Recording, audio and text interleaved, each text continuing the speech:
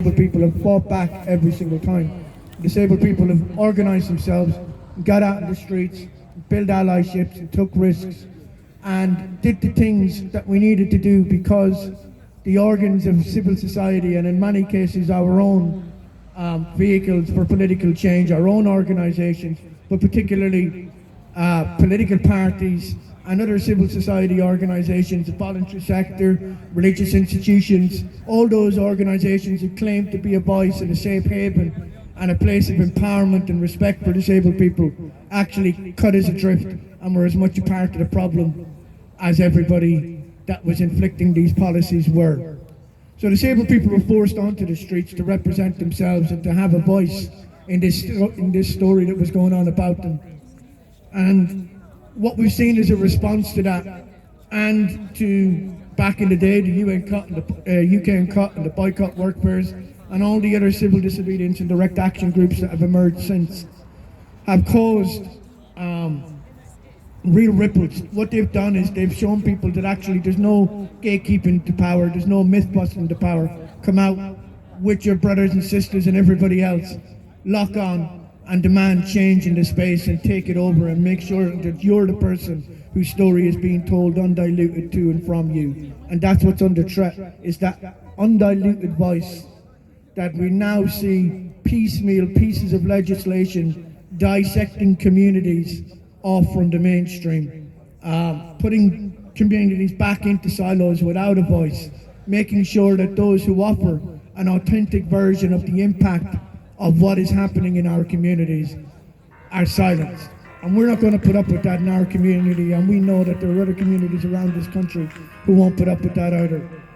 And it was only by coming out and taking over buildings, and by coming out and going onto the streets, and by going out and creating spaces where those stories can be told, that those spaces that took risk and were challenging but were absolutely also necessary. And that necessary voice is looking to be strangled, and we're not going to have it. We're going to continue to come out on the street no matter what they do, because legislation like this is harmful not just to activists but to everybody. It's harmful when your school has been closed and your library has been closed and your hospital has been privatised and your park has been shut. That's why these pieces of legislation are in order, to stop advocacy and to stop self-advocacy and to stop people having a voice on what happens to us, around us and in our name. So I would urge all disabled people to continue to organise, to mobilise and to educate, to continue to build allyships in their communities, to come out onto the streets and oppose every single piece of legislation, whether it's the PCSC Act, which began this harmful process, or whether it's the Nationalities and Borders Bill, or the current and planned legislation going through the House and all the other recent parts. We must resist every single bit of it. We must continue to demand reform, or repeal, of this legislation from those who would have the audacity to ask for our votes. But if you want votes, you must commit to repealing all of these authoritarian measures and legislation to silence our community, but also our country as a whole. We must fight every single bit. Thank you very much.